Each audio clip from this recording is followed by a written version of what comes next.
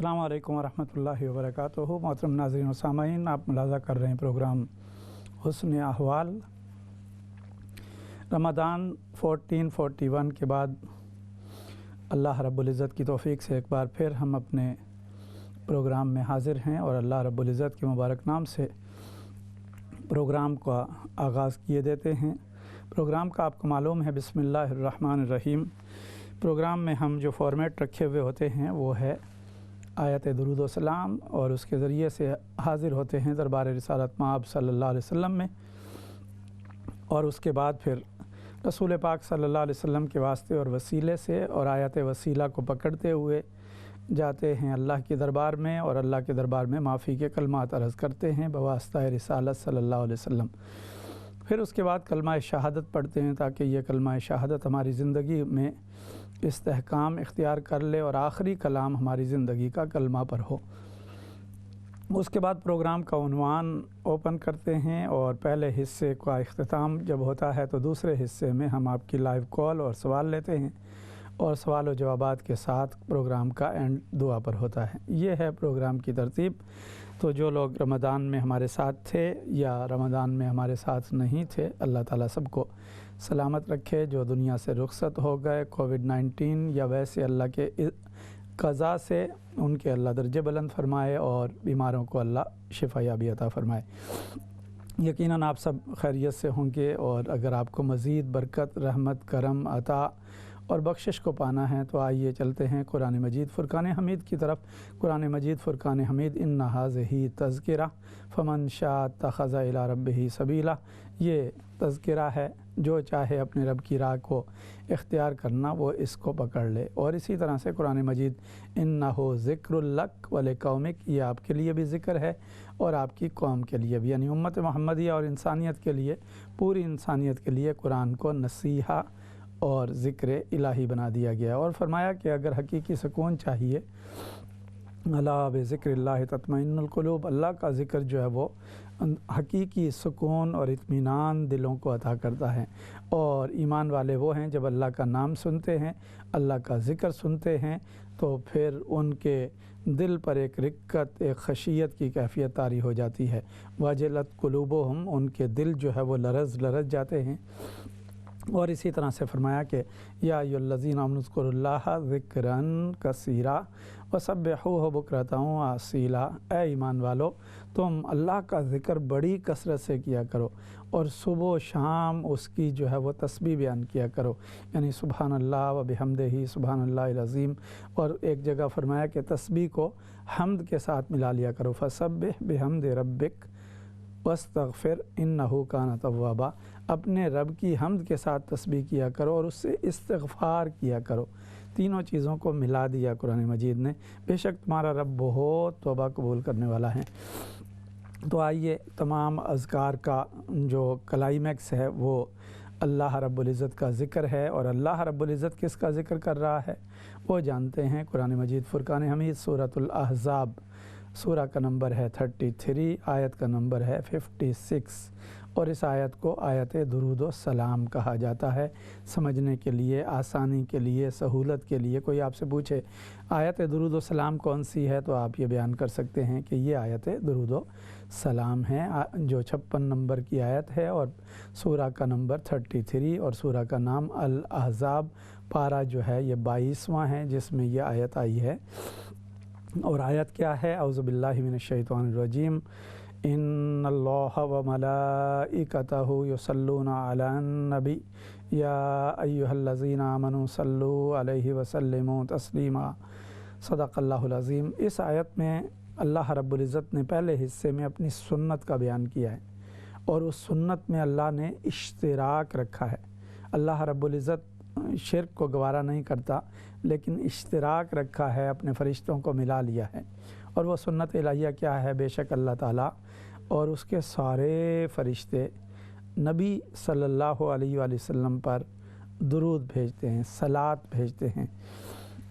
اللہ رب العزت نے اپنی سنت کا بیان کیا، اور سنت کے بارے میں ذہن نشین رکھ لیجئے کہ اللہ رب العزت کی سنت کے لیے ضابطہ خود قرآن نے بیان کیا، وَلَن تَجِدَ لِسُنَّتِ اللَّهِ تَبْدِيلًا، ولن تجد لسنت اللہ تحویلا، اللہ کی سنت نہ تو اس میں کوئی تبدیلی آتی ہے نہ کوئی تحویل ہوتی ہے، جیسے ماضی میں تھی اسی طرح حال میں ہے، اسی طرح مستقبل میں رہے گی۔ تو سنت الہیہ جو ہے یعنی عادت الہیہ، اللہ کا جو طریق ہے جو اللہ خود کر رہا ہے، وہ کیا ہے؟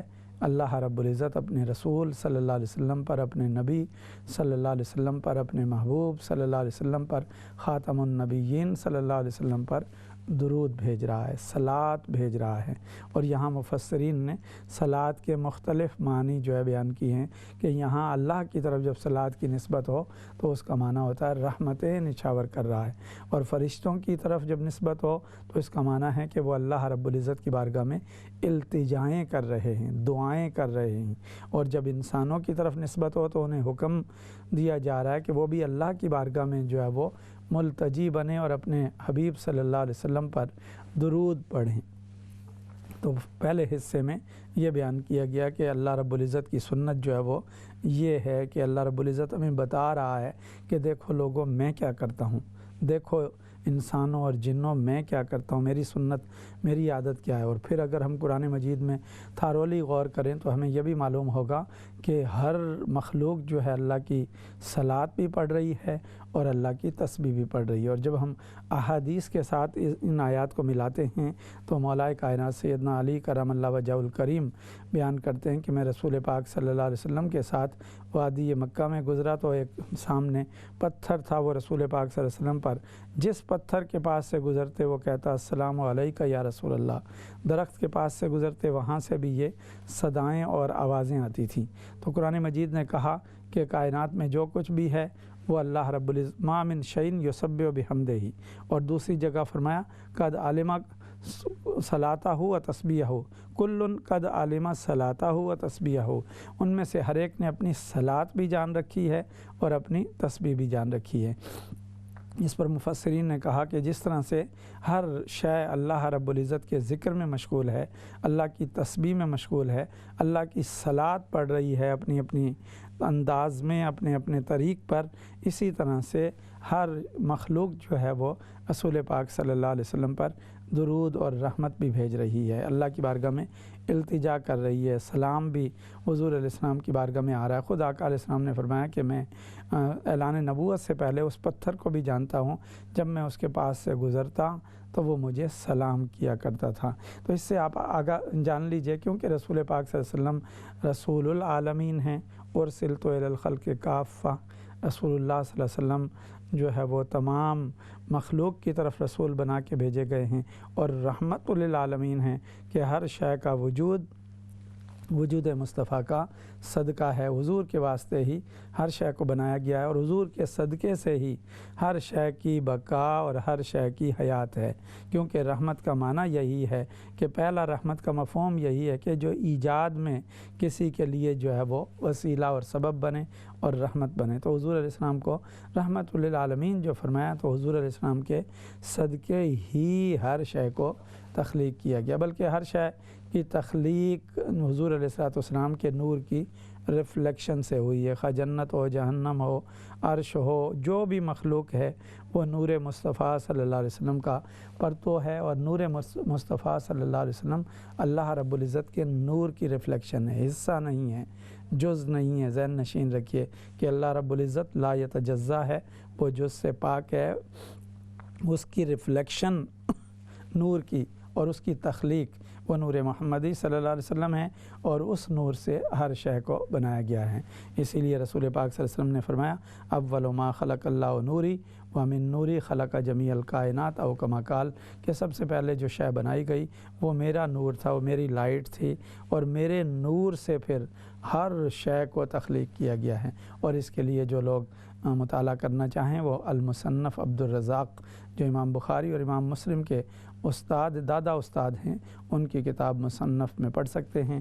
وہاں یہ حدیث نمبر غالباً 17 ہے، الجز المفقود جو ہے وہ ناپید ہو گیا تھا وہ جز جو ہے وہ دریافت ہوا، اور اس میں حدیث نمبر 17 موجود ہے۔ اور دیگر محدثین نے ایون انڈیا کے بہت بڑے ایک عالم دین مولانا اشرف علی تھانوی صاحب نے بھی اپنی کتاب نشر الطیب کا آغاز ہی اسی حدیث سے کیا ہے، جس کو حدیث نور کہا جاتا ہے۔ اور اتنے تواتر کے ساتھ محدثین نے، مفسرین نے اس حدیث کو بیان کیا ہے کہ اب کوئی یعنی کم علمی ہوگا یا کوئی شخص جو ہے وہ جہالت کا مارا ہوگا جو اس حدیث کا انکار کرے گا۔ تو لہٰذا یہ تو میں نے بتایا کہ رسول پاک صلی اللہ علیہ وسلم کی بارگاہ میں اب ہم بڑھتے ہیں تاکہ درود و سلام کا نذرانہ پیش کیا جائے۔ تمہید میں نے بیان کر دی ہے، آئیے اب درود و سلام پڑھتے ہیں جو فرشتوں کا وظیفہ ہے، اللہ رب العزت کی سنت ہے۔ اللہم صلی علی سیدنا مولانا محمد وعلی آلہ وصحبہ وبارک وسلم۔ الصلاۃ والسلام علیک یا سیدی یا رسول اللہ وعلی آلک وصحبک یا سیدی یا حبیب اللہ۔ اور آپ کے لیے یہ بھی جان کر خوشی ہوگی کہ پچھلے کئی دنوں سے، تقریباً 60-70 دنوں سے مسجد نبوی بند تھی۔ کل عظیم موقع آیا جب فجر میں مسجد نبوی اور مسجد حرم کو کھولا گیا۔ اس شاک کی کیفیت کیا ہوگی اور وہ کس محبت کے ساتھ اس مسجد میں داخل ہوئے ہوں گے اللہ، اور مسجد اقصیٰ کو بھی کھولا گیا۔ اور ساتھ ہی ساتھ اللہ رب العزت کی بارگاہ میں دعا بھی ہے کہ اللہ تعالیٰ زائرین کے لیے اور حرم کے مسافروں کے لیے اور مسجد اقصیٰ کے قاصدین کے لیے بھی اللہ تعالیٰ یہ دروازے کشادہ کرے، تاکہ جو لوگ وہاں فزیکل حاضر ہونا چاہتے ہیں وہ حاضر ہو کر وہاں پر اپنا زیارت بھی کر سکیں اور درود و سلام بھی پیش کر سکیں۔ گو اللہ رب العزت کی رحمت اور عالم امر کے صدقے سے تو ابھی بھی ہم درود و سلام آقا علیہ السلام کی بارگاہ میں پیش کر رہے ہیں، اور حضور علیہ الصلوۃ والسلام کی بارگاہ میں یہ درود پیش بھی کیا جا رہا ہے، اور جو محبت اور ادب کے ساتھ اور شوق کے ساتھ پڑھتے ہیں ان کا درود و سلام خود وہاں سنا بھی جا رہا ہے۔ اسی لیے کسی صاحب نظر نے کہا تھا، دور و نزدیک کی سننے والے وہ کان لالے کرامت پہ لاکھوں سلام۔ اور آقا علیہ السلام کی شان مبارک کیا ہے، حضرت عباس رسول پاک صلی اللہ علیہ وسلم کے چچا عرض کرتے ہیں، یا رسول اللہ صلی اللہ علیہ وسلم، اجازت ہو تو میں آپ کو آپ کے بچپن کی ایک بات بتاؤں۔ بڑی عجیب بات، میں نے دیکھا آپ جھولے میں لیٹے ہوئے تھے اور جھولا ہل رہا تھا اور رات کا وقت تھا۔ میں نے آسمان کی طرف نگاہ کی، آپ کی انگلی مبارک اٹھی ہوئی تھی، چاند آپ کی انگلی پر رقص کر رہا تھا، یعنی جھوم رہا تھا۔ ادھر انگلی جاتی تھی چاند ادھر چلا جاتا، ادھر انگلی جاتی چاند ادھر چلا جاتا۔ اس پر بھی کسی صاحب نظر نے کہا کہ کھیلتے تھے چاند سے بچپن میں آقا، اس لیے یہ سراپا نور تھے، وہ تھا کھلونا نور کا۔ اور چاند جھک جاتا جدھر انگلی اٹھاتے مہد میں، کیا ہی چلتا تھا اشاروں پر کھلونا نور کا۔ کیونکہ ہمارے بچے الیکٹرانک کھلونوں سے کھیلتے ہیں، پہلے بچے ربڑ کے کھلونوں سے کھیلتے تھے، مٹی کے کھلونوں سے کھیلتے تھے۔ تو جس کی جتنی شان ہے، جس کا جتنا مقام ہے، اس کو کھلونے بھی اسی حساب سے ملتے ہیں۔ اور رسول پاک صلی اللہ علیہ وسلم کی کیونکہ شان بشریت بھی حق ہے، نورانیت بھی حق سچ ہے، اور شان حقیقت بھی حق ہے، تو لہٰذا حضور علیہ السلام کو جو کھلونے دیے گئے وہ اس طرح کے تھے۔ چاند، سورج، یہ رسول پاک صلی اللہ علیہ وسلم کے اشاروں پر چلا کرتے تھے، ستارے حضور علیہ الصلوۃ والسلام کے اشاروں پر رقصاں رہتے تھے، اور خود فرشتے بھی آقا علیہ الصلوۃ والسلام کے اشاروں پر جو ہے وہ آج بھی کھڑے ہوتے ہیں۔ 70,000 صبح اور 70,000 شام کو وہ رسول پاک صلی اللہ علیہ وسلم کے مزار پر انوار پر حاضر ہوتے ہیں، اور اپنی حاضری سے وہاں رحمت بھی حاصل کرتے ہیں، اور سائلین اور زائرین کو بھی رحمت کی بہار نصیب ہوتی ہے۔ تو یہ بڑے کرم کے ہیں فیصلے، یہ بڑے نصیب کی بات ہے۔ جسے چاہا در پہ بلا لیا، جسے چاہا اپنا بنا لیا، یہ بڑے کرم کے ہیں فیصلے، یہ بڑے نصیب کی بات ہے۔ دعا اللہ تعالیٰ جملہ ناظرین اور سامعین کو دربار رسالت مآب صلی اللہ علیہ وسلم کی حاضری عطا کرے، اور حرمین طیبین میں جانا نصیب ہو، اور مسجد اقصیٰ کی زیارت بھی نصیب ہو۔ جو جس کا نصیب ہے، اور اپنے والدین کی جن کے زندہ ہیں وہ ان کی زیارت کر لیں تو حج مقبول کا اجر آپ کے گھر کے اندر موجود ہے۔ مصحف کی زیارت کر لیں، یعنی قرآن مجید کی، تو یہ بھی اللہ رب العزت کی بندگی کا جو ہے سبب بنتا ہے۔ زمزم کی زیارت کر لیں، یہ بھی باعث برکت ہے، اور اسی طرح سے اپنا صالحین کی زیارت کرنا، یہ بھی باعث برکت ہے۔ تو یہ برکتیں ہمارے سامنے ہیں۔ اس لاک ڈاؤن میں ہم نے کوشش کرنی ہے کہ مایوس نہیں ہونا، کیونکہ آج کا ٹاپک بھی اسی طرف ہم لے کے جا رہے ہیں۔ آئیے میں قرآن مجید کی سب سے امید افزا آیت آپ کو سناتا ہوں۔ اہل کوفہ کے نزدیک جو علم کا مرکز رہا، کیونکہ حضرت علی کرم اللہ وجہ الکریم کو اپنا کیپٹل کو مدینۃ المنورہ سے کوفہ لے گئے تھے چند اس حالات کے مطابق، اس سچویشن کے مطابق، تو کوفہ سیدنا علی کرم اللہ وجہ الکریم جو چوتھے خلیفہ راشد ہیں ان کا کیپٹل تھا، تو سارا علم وہاں منتقل ہو گیا، کیونکہ آقا علیہ السلام نے فرمایا انا مدینۃ العلم وعلی بابھا انا دار الحکمہ وعلی بابھا، کہ میں علم کا شہر ہوں، علی اس کا دروازہ ہے، میں حکمت کا گھر ہوں، علی اس کا دروازہ ہے۔ تو جب حضرت علی کرم اللہ وجہ الکریم باب و مدینۃ العلم وہاں تشریف لے گئے تو علم بھی تقریباً وہاں رخصت ہو گیا، اور تو اہل کوفہ نے یہ بیان کیا کہ ہمارے نزدیک سب سے امید افزا آیت یہ لا تقنطوا من رحمت اللہ ہے، ان اللہ یغفر الذنوب جمیعا، اللہ کی رحمت سے کبھی مایوسی اختیار نہ کیجیے، کیونکہ آج جو موضوع ہے وہ یہی ہے کہ مایوسی سے کیسے نکلنا ہے، اور یہ مایوسی کس کا حملہ ہے اس کی طرف ہم جائیں گے، لیکن یہاں امید افزا آیت آپ کو بتانی تھی کہ امید افزا آیت قرآن مجید میں یہ ہے۔ اور اہل بیت کے نزدیک امام باقر رضی اللہ تعالیٰ عنہ اور علیہ السلام فرماتے ہیں کہ ہم اہل بیت کے نزدیک جو ہے امید افزا آیت وَلَسَوْفَ يُعْطِيكَ رَبُّكَ فَتَرْضَىٰ ہے، اے حبیب مکرم صلی اللہ علیہ وسلم ہم آپ کو اتنا عطا کریں گے، اتنا عطا کریں گے کہ آپ راضی ہو جائیں گے۔ اور عطا یہ توئیں کے ساتھ جب استعمال ہو، طوا کے ساتھ جس کو ہم کہتے ہیں، تو اس کا معنی ہوتا ہے کسی کو مالک بنا دینا۔ ایک عطا تے کے ساتھ آتی ہے، اس کا معنی ہے کسی کو کوئی چیز دینا اور وہ واپس لے لی جائے، جیسے فرمایا وَآتَيْنَا دَاوُودَ زَبُورًا کہ ہم نے داؤد علیہ السلام کو زبور عطا کی تھی، یعنی زبور ہماری کتاب ہے لیکن ہم نے انہیں دی تاکہ وہ ہدایت اس کے ذریعے سے پہنچائیں۔ لیکن رسول پاک صلی اللہ علیہ وسلم کی شان میں فرمایا اِنَّا أَعْطَيْنَاكَ الْكَوْثَرَ، اے حبیب مکرم صلی اللہ علیہ وسلم ہم نے آپ کو کوثر کا مالک بنا دیا، ہم نے آپ کو کوثر عطا کر دیا۔ انگریزی میں عطا کو ڈونیشن کہتے ہیں، اور جو دوسرا عطا ہے اس کا معنی ہوتا ہے کسی چیز کو لون کرنا، کسی چیز کو جو ہے تھوڑے سے وقت کے لیے کسی کو دینا۔ تو لہٰذا یہ عطا اور عطا میں فرق میں نے بیان کیا۔ تو اب رسول پاک صلی اللہ علیہ وسلم کو اللہ رب العزت نے اپنی رضا عطا کر دی ہے، فرمایا کہ جس سے آپ راضی ہیں اس سے ہم راضی ہیں، جب تک آپ راضی نہیں ہوں گے ہم آپ کو عطا پر عطا کرتے چلے جائیں گے، اتنی عطا کریں گے، اتنی عطا کریں گے، آپ سے پوچھتے رہیں گے کہ اب آپ راضی ہو گئے ہیں، آپ راضی ہو گئے، کیونکہ جب کسی کو محبوب بنایا جاتا ہے تو محبوب کا معنی یہی ہے کہ انہیں راضی رکھا جائے، تو لہٰذا جو ہے وہ اللہ رب العزت کے محبوب حضرت محمد صلی اللہ علیہ وآلہ وسلم جو کہ خاتم النبیین ہیں، رحمت للعالمین ہیں، رسول العالمین ہیں اور بشیرا نذیرا ہیں، آقا علیہ الصلوۃ والسلام کی شان میں پورا قرآن رتب اللسان ہے، الحم سے لے کر والناس تک جتنے حروف ہیں سارے کے سارے رسول پاک صلی اللہ علیہ وسلم کے لیے نازل ہوئے، حضور کی دلجوئی کے لیے نازل ہوئے، اور حضور علیہ الصلوۃ والسلام کے عظمت کو بیان کرنے کے لیے، جیسے کہا ورفعنا لک ذکرک، ہم نے آپ کی خاطر آپ کے ذکر کو بلند کر دیا۔ تو لہٰذا اب آئیے بخشش کے لیے بھی ہمیں کہاں جانا ہے، کیونکہ میں نے کہا کہ مایوس نہیں ہونا، کیونکہ شیطان کا سب سے بڑا حملہ مایوسی پھیلانا ہے۔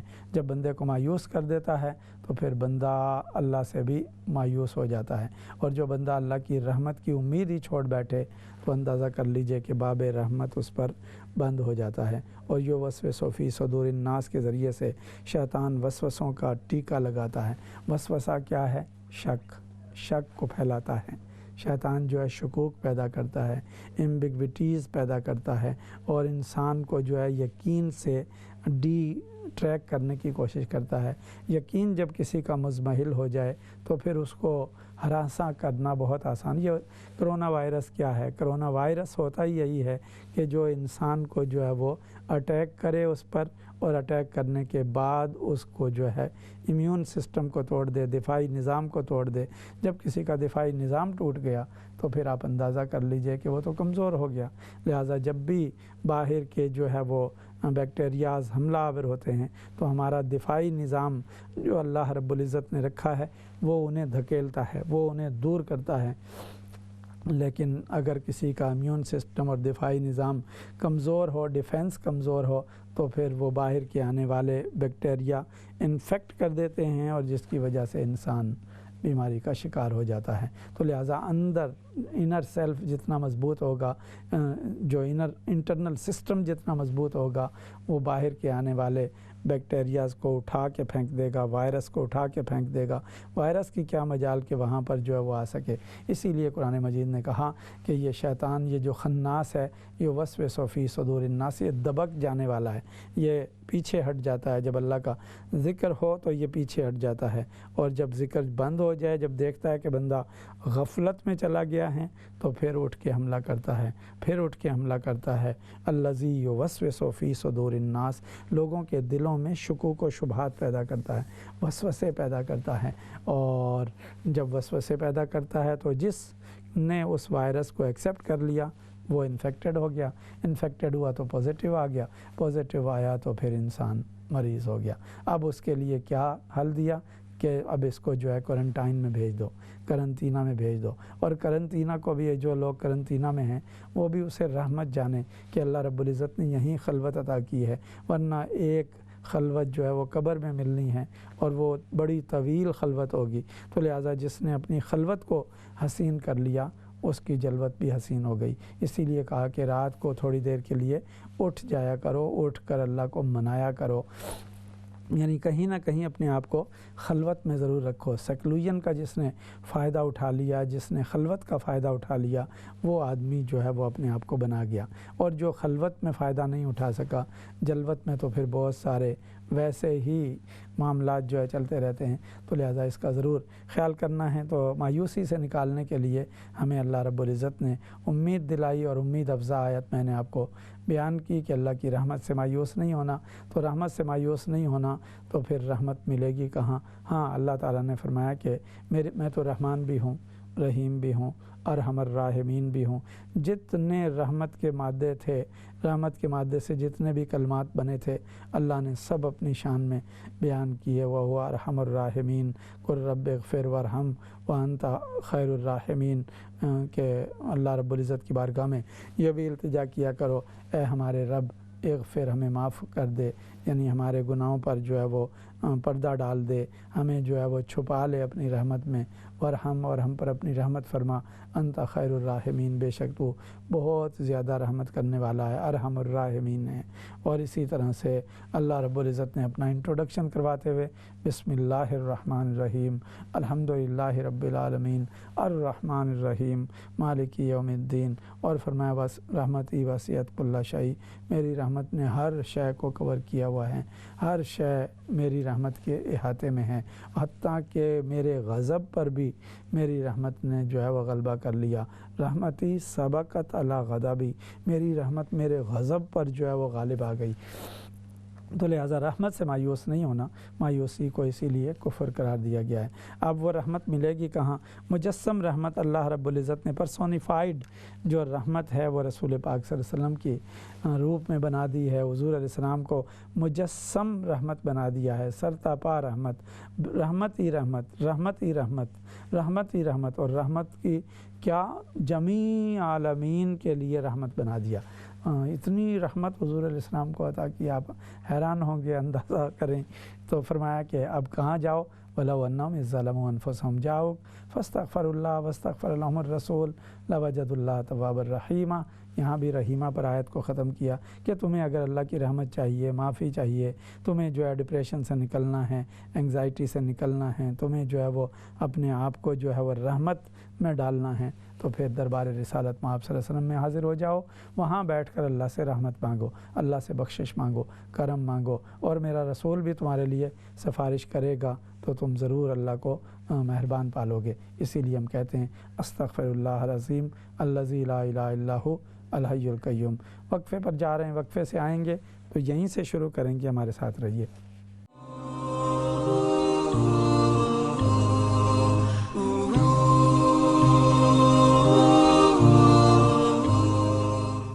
السلام علیکم ورحمۃ اللہ وبرکاتہ، ویلکم بیک محترم ناظرین و سامعین، آپ ملاحظہ کر رہے ہیں پروگرام حسن احوال۔ وقفے پہ جانے سے پہلے ہم بات کر رہے تھے اپنے فارمیٹ کے حوالے سے، آیت درود و سلام کا ہم نے ذکر کیا، اور اس کے بعد اللہ رب العزت کی بارگاہ میں کس طرح سے ہمیں جو ہے امید بخشش نصیب ہو سکتی ہے اس کا تذکرہ ہوا۔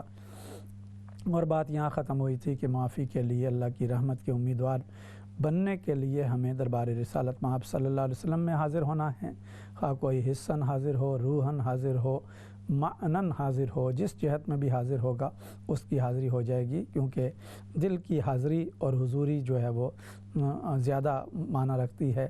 جسم کی حاضری میں تو لوگ غافل بھی ہو جاتے ہیں اور ادب کا بھی مظاہرہ نہیں کر پاتے، تو لہٰذا آپ اپنے گھر میں مصلی پر بیٹھ کر، صوفے پر بیٹھ کر بھی آنکھیں بند کر کے جب رسول پاک صلی اللہ علیہ وسلم کے دربار اقدس کا تصور کریں گے کہ حضور علیہ السلام کے دربار میں حاضر ہوں، تو اسی لیے بزرگوں نے کہا کہ عالم امر قرب و بعد کا پابند نہیں ہوتا، اور پھر وہاں بیٹھ کر جب درود پڑھیں گے اور پھر اللہ کی بارگاہ میں معافی کا ارادہ کریں گے اور کہیں گے یا اللہ ہم نے یہ آیتیں سنی ہیں تو ہم تیرے دربار میں آ گئے ہیں، تیرے رسول صلی اللہ علیہ وسلم کا وسیلہ لے آئے ہیں، اب تو ہمیں معافی عطا فرما دے۔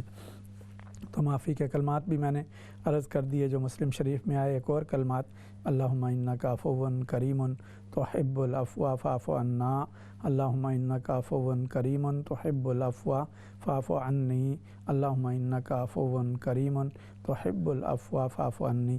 یہ کلمات جب ہم کہیں گے اس کو سمجھتے ہوئے، یا اللہ تو عفو ہے یعنی معاف کرنے والا ہے، معافی کو پسند کرتا ہے، اے اللہ تو مجھے معاف فرما دے۔ ادھر رسالت مآب صلی اللہ علیہ وسلم کا تصور ہوگا، ادھر اللہ سے معافی کے کلمات ادا ہو رہے ہوں گے، تو رحمت الہیہ نے کہا کہ اللہ کی رحمت دیکھے گی اپنے حبیب صلی اللہ علیہ وسلم کی طرف کہ میرے حبیب بھی ان کے لیے سفارش کرتے ہیں یا نہیں۔ اگر حضور کی شفاعت اور سفارش ہو گئی تو جان لیجئے کہ پھر اللہ کی رحمت چھم چھم برسے گی، کیونکہ اس حصے میں ہم آپ کی لائیو کال اور سوال بھی لیتے ہیں۔ تو ہمارے ساتھ ایک کالر بھی موجود ہیں، آئیے دیکھتے ہیں کون آج ہمارے ساتھ پہلے موجود ہیں۔ السلام علیکم ورحمۃ اللہ وبرکاتہ۔ وعلیکم السلام ورحمۃ اللہ وبرکاتہ۔ علامہ صاحب اللہ رب العزت آپ کے علم، عمل اور عمر میں برکت عطا کرے، آمین، اور آپ کا کہنا اور سننا قبول ہو، آمین۔ علامہ صاحب رمضان مبارک میں تو میری حاضری نہیں ہو سکی، کیونکہ صبح فجر کے بعد ہی سونا ہوتا تھا تو پھر اتنی نیند نہیں ہوتی تھی۔ امید ہے آپ نے ہم سب کو اپنی دعا میں یاد رکھا ہوگا، اور آپ کو گزشتہ عید مبارک بھی ہو جی۔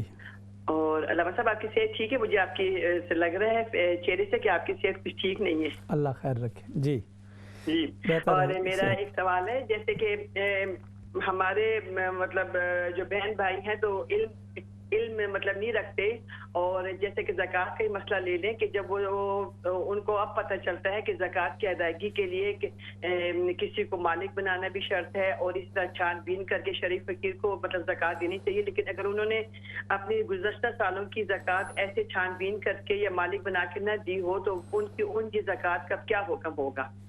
جب ان کو ابھی جب علم ہوا کہ نہیں ہم نے تو اپنی شرعی طریقے سے شریعت کے مطابق اپنی کی زکوٰۃ کی مطلب ادائیگی نہیں کی، تو گزشتہ سالوں کی زکوٰۃ کا ان کا کیا حکم ہوگا؟ یہ ذرا وضاحت فرما دیں۔ یہ جو آپ بتا رہی ہیں کہ مالک نہیں بنایا یا شرعی طریقے سے، اس کی تھوڑی سی وضاحت کیجئے، کیا ہے؟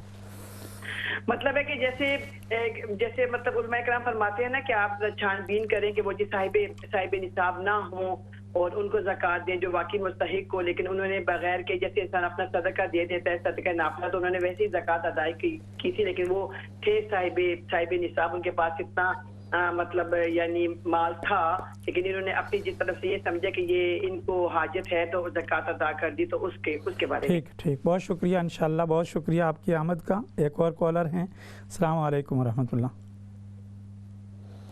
السلام علیکم ورحمۃ اللہ وبرکاتہ۔ وعلیکم السلام ورحمۃ اللہ وبرکاتہ۔ جی، میرا سوال یہ ہے کہ میں بیمار ہوں، ایک دفعہ وضو کر کے پاؤں ہر وقت دھونے کے یا ایک بار ٹھیک ہے؟ پھر کہیے آپ۔ وضو میں بینڈ نہیں ہو سکتا، ٹھیک ہے، تو جو پاؤں ہیں ان کے اوپر مسح کر سکتا ہوں؟ ٹھیک، میں عرض کر دوں گا۔ ٹھیک ہے، بہت شکریہ۔ ایک اور کالر ہیں۔ السلام علیکم۔ السلام علیکم ورحمۃ اللہ وبرکاتہ۔ وعلیکم السلام ورحمۃ اللہ وبرکاتہ۔ مولانا صاحب کیا ہے؟ ٹھیک ہے الحمدللہ الحمدللہ۔ مولانا صاحب میں دراصل بہت سارا بیمار رہتی ہوں، تو میں نے سورۃ انبیاء کی جو دعا حضرت ایوب نے کی تھی، ایوب از نادا ربہو انی مسنی درو انت الرحمین. یہ میں پڑھتی ہوں, کیا یہ صحیح ہے؟ جی. اور اس کے علاوہ میری ایک دوست ہے, اس کی بیٹی نے خواب دیکھا ہے, بتا دیتے اس سے میں بڑی پریشان ہوں کہ اس کی دیکھا اس کی والدہ جو کہ 5 وقت کی نمازی پرہیزگار ہیں بہت, تو اس نے اپنی بیٹی نے دیکھا کہ وہ آگ میں جل رہی ہے, اور اس کا جو والد ہے اس لڑکی کا وہ اپنے بیوی کے سامنے کھڑا سفید کپڑے پہن کے. تو آپ اسی طرح تبیر بتا دیجیے. اس خاتون کا انتقال ہو چکا ہے جسے آگ میں دیکھا گیا؟ زندہ ہے اور بڑی نمازی پرہیزگار بہت. اچھا ٹھیک, بہت شکریہ جی. تو محترم ناظرین و سامعین, ہم بات کر رہے تھے مایوسی کفر ہے, کیونکہ کوارنٹائن میں بہت سارے لوگ ہیں یا لوگ خلوت گزی ہیں گھروں میں. آج کچھ اوپننگ ہوئی ہے اور کچھ ممالک نے اس کو لاک ڈاؤن کو ہٹایا ہے آہستہ آہستہ, لیکن اس کے باوجود بچے اور بوڑھے جو ہے وہ گھروں میں قیام پذیر ہیں. تو ایسے میں شیطان اپنا حملہ لاتا ہے, اور وہ حملہ جو ہے وہ اس کا مایوسی کا ہے. تو آئیے قرآن مجید فرقان حمید میں میرے سامنے اس وقت جو تفسیر منہاج القرآن ہے, اس میں ترجمہ عرفان القرآن اور تفسیر منہاج القرآن یہ سورہ بقرہ کی ہے. بڑی عظیم تفسیر ہے آج کے دور کی, نہایت مختصر اور نہایت مفید, جس میں ترجمہ بھی ہے, مطالب بھی لکھے گئے ہیں.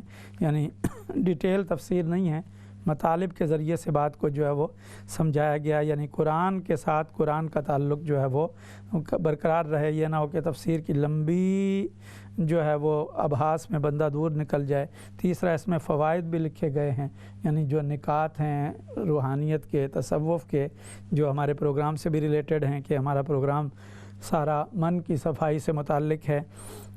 اور اس کے ساتھ ساتھ بعض مخصوص آیات کے حواشی بھی اس میں جو ہے وہ دیے گئے ہیں. یہ سورہ بقرہ کی تفسیر ہے. شیخ الاسلام ڈاکٹر محمد طاہر القادری مدظل العالی, جو میرے استاد بھی ہیں, ہمارے مربی بھی ہیں, انہوں نے یہ تالیف کی ہے. تو بڑی عظیم تفسیر ہے سورہ بقرہ کی, اور مزید بھی حصے اس کے آ رہے ہیں. تو اس کی آیت نمبر میں آپ کو آج آیت نمبر 267 سے 269 تک یہ 3 آیتیں ہیں. اس کا میں صرف آپ کو ترجمہ پیش کروں گا تاکہ آپ کو معلوم ہو سکے کہ مایوسی کس طرح کفر ہے, اور جو انہوں نے اس پر لکھا وہ آپ کو معلوم ہو سکے. لیکن ہمارے فارمیٹ کا ایک حصہ رہ گیا. اشہد ان لا الہ الا اللہ وحدہ لا شریک لہ واشہد ان محمدً عبدہ ورسولہ, یا لا الہ الا اللہ محمد رسول اللہ. سیدنا شیخ عبد القادر جیلانی رحمۃ اللہ علیہ کا طریق تھا, جب وہ تفسیریں بیان کر لیتے تو پھر اس کے بعد جب حال کی تفسیر بیان کرتے تو کلمہ پڑھتے, لا الہ الا اللہ محمد الرسول اللہ صلی اللہ علیہ وسلم. اور ایک دفعہ آپ بچوں نے آپ کو گھیر لیا بچپنے میں, تو اس وقت انہوں نے کہا کہ ہمارے ساتھ آپ گیم میں شریک ہوں. تو آپ نے فرمایا ٹھیک ہے, میں گیم میں شریک ہوتا ہوں, لیکن گیم میں کھلاؤں گا, اور گیم اس طرح ہوگا, میں کہوں گا لا الہ, تم کہو گے الا اللہ. سو اس طرح سے جو ہے انہوں نے اللہ کے ذکر کے ساتھ گیم کو شروع کیا. اس سے آپ اندازہ کیجئے کہ بزرگوں کا جب ہم ذکر کرتے ہیں, تذکرہ کرتے ہیں, تو ان کے ہاں ہمیں اللہ کا ذکر جو ہے ملتا ہے. اسی لیے اللہ تعالیٰ نے فرمایا اذکروا اللہ ذکرا کثیرا, کہ صبح و شام اللہ کا ذکر کیا کرو. ایک اور کالر ہمارے ساتھ ہیں, دیکھتے ہیں کون ہیں. السلام علیکم ورحمۃ اللہ. وعلیکم السلام رحمۃ اللہ وبرکاتہ. جی, آپ کو عید مبارک, اور بہت دنوں کے بعد نظر آئے. ایسا ہے کہ میں بھی بہت بزی تھی رمضان میں نا, اتنی دیر ہو جاتی تھی, 20 تراویحاں پڑھ کے پھر سوئے تک, صبح فجر بھی جلدی ہو جاتی تھی, پھر بہت تھکی بھی رہتی تھی بہرحال, تو اس وجہ سے آپ کو سے بات نہیں کر سکی.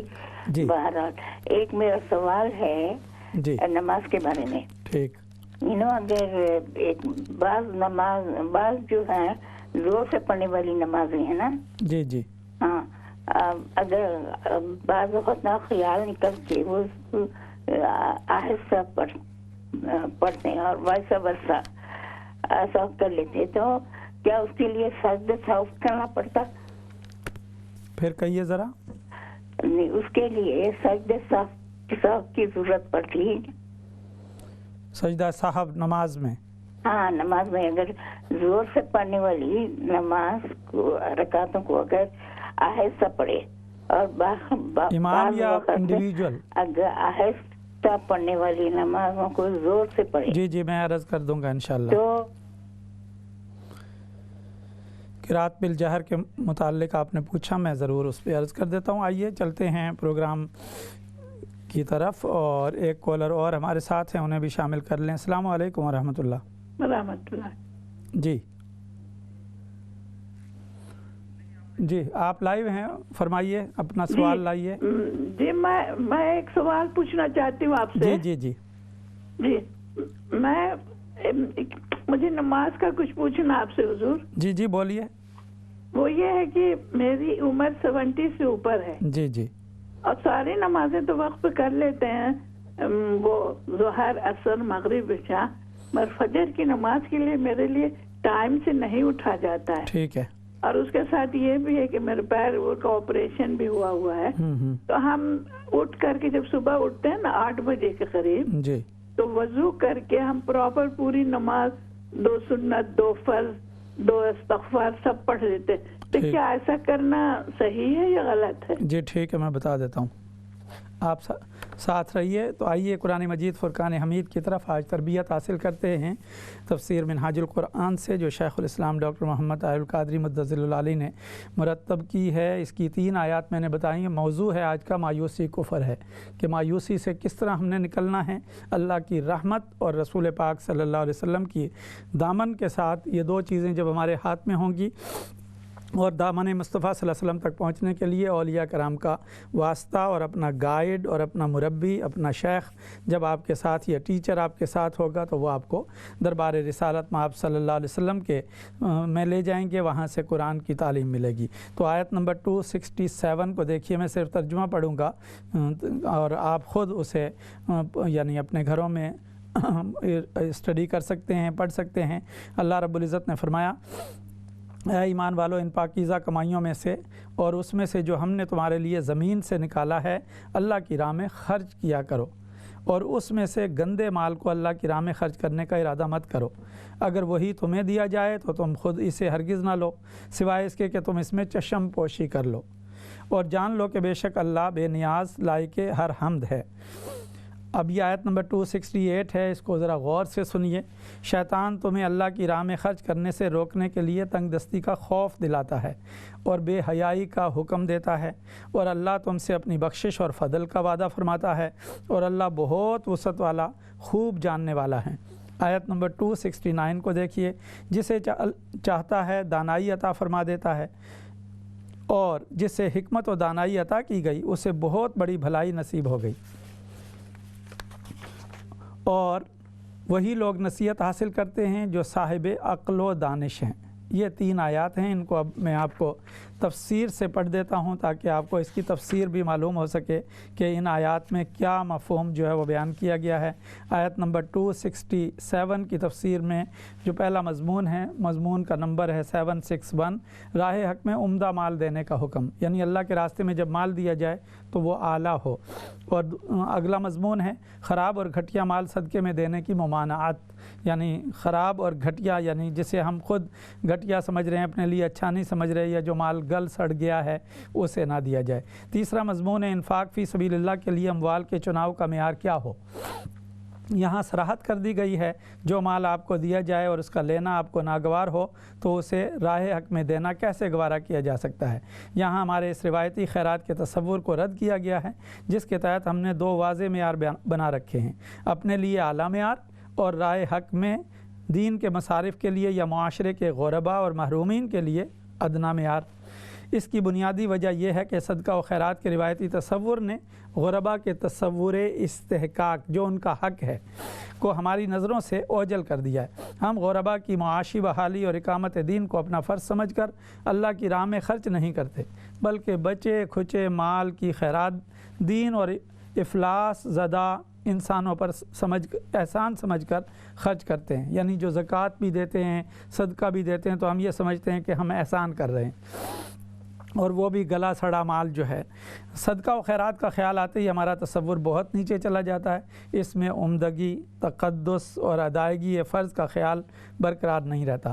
قرآن مجید یہی نقطہ سمجھا رہا ہے کہ راہ حق میں خرچ ہونے والے تمہارے مال کے اندر دین اور معاشرے کا حصہ ہے، اور وہ حصہ کسی طرح بھی تمہارے حصے سے کمتر نہیں ہے۔ جیسے تم اپنے لیے کمتر مال کو ناپسند نہیں کرتے، ایسے ہی اللہ کے دین کی اقامت اور مستحق لوگوں کے معاشی تعطل کو رفع کرنے کے لیے کم تر مال پسند نہ کیا کرو۔ ایک اور مقام پر ارشاد قرآنی ہے، یہ مال اللہ تعالیٰ خود اپنے دست قدرت سے وصول فرماتا ہے۔ سوچیں، اگر قرآنی حقیقتوں پر کامل ایمان ہو تو کیا دست قدرت کے سپرد کیا جانے والا مال بخل، تنگ دلی اور کم نگاہی کے ساتھ ہو سکتا ہے؟ اور اگر وہ مال کمتر ہوگا تو بارگاہ الہی میں اس کی حیثیت کیا ہوگی؟ اس کے ساتھ اگلا مضمون اسی آیت پر لکھا ہے۔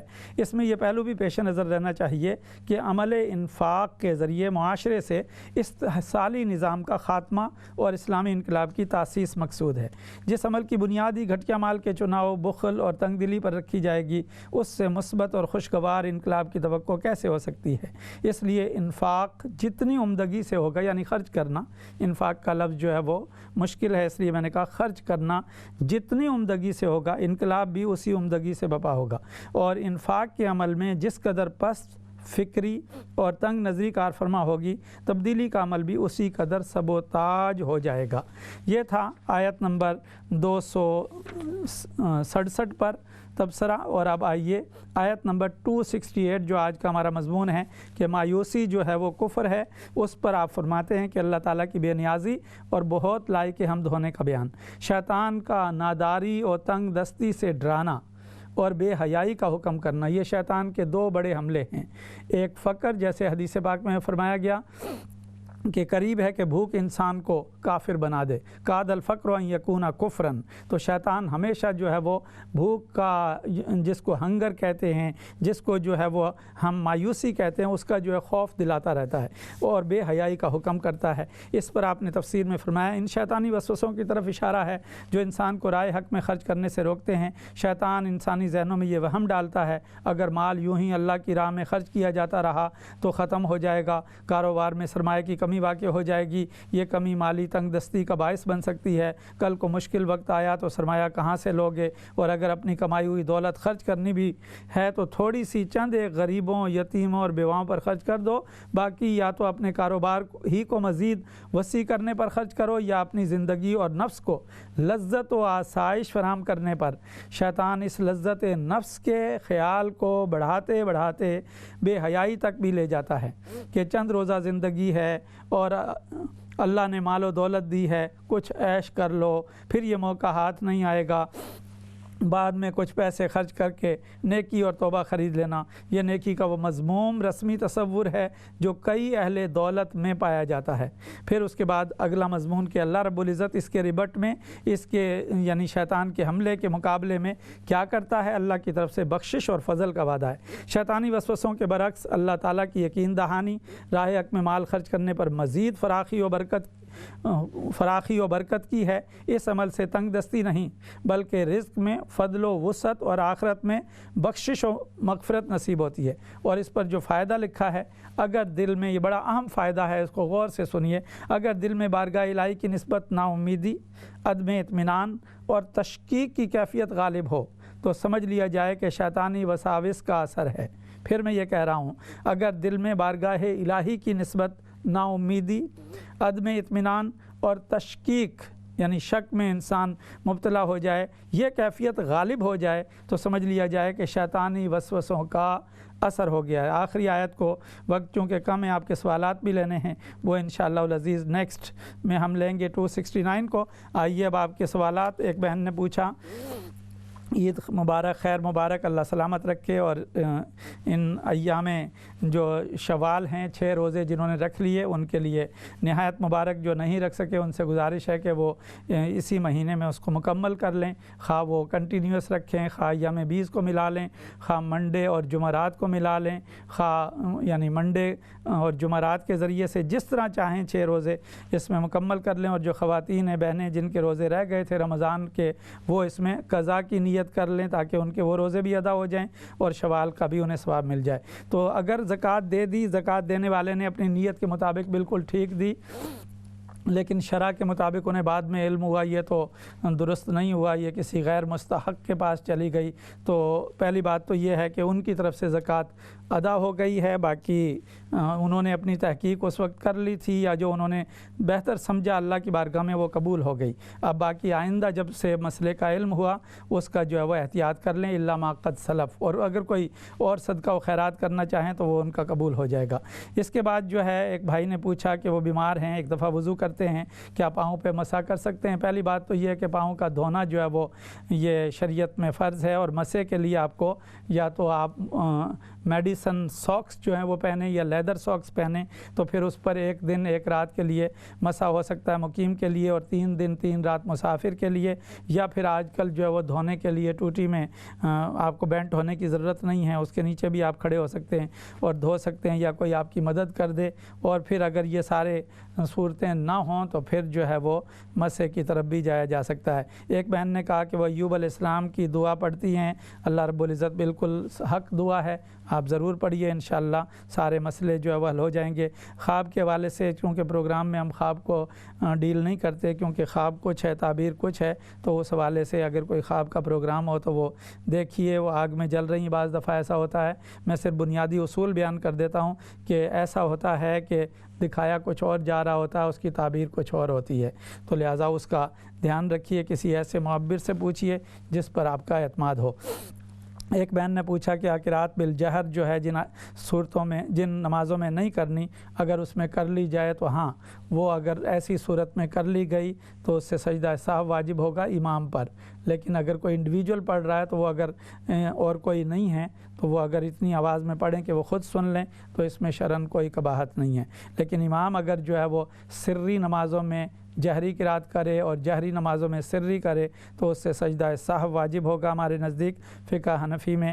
اور اسی طرح سے ایک بہن نے پوچھا کہ ان کی عمر بہت زیادہ، اللہ تعالیٰ نیکی کی عمر میں اور اضافہ کرے، وہ فجر میں نہیں اٹھ پاتی بوجہ بیماری، تو کوئی بات نہیں، جب آپ اٹھیں اس وقت جو ہے وہ جیسے آپ نے بتایا کہ آپ فجر کی نماز پوری پڑھ لیتی ہیں تو اللہ رب العزت اسے قبول کرنے والا ہے، اللہ کی بارگاہ میں آپ کی نیات پہنچ جاتی ہیں۔ لیکن ہو سکے تو کوشش کیجئے اگر آپ کے شیڈول میں اس طرح ہو کہ فجر کے ٹائم میں اٹھیں تو وہ زیادہ برکت والا ہے، اور اگر نہیں ہو پاتا تو آپ اس وقت بھی پڑھ لیں تو اللہ تعالیٰ آپ پر لطف و کرم فرمائے گا۔ یہ تھے آپ کے سوالات جن کو میں نے آج دیا۔ انشاءاللہ نیکسٹ ویک حاضر ہوں گے دعاؤں کے ساتھ، کرم نوازیوں کے ساتھ۔ جو لوگ رمضان میں ہمارے ساتھ تھے اور اب نہیں ہیں بوجہ دنیا سے رخصت ہوئے، اللہ رب العزت کی بارگاہ میں ہم دعا کریں گے جتنے لوگ کووڈ-19 کی وجہ سے دنیا سے رخصت ہو گئے ہیں اللہ تعالیٰ ان کی مغفرت فرمائے، اور جیسے جتنے بھی لوگ دنیا سے حالت ایمان میں گئے، حالت ایمان میں جتنے لوگ گئے ان کے لیے دعا ہے اللہ تعالیٰ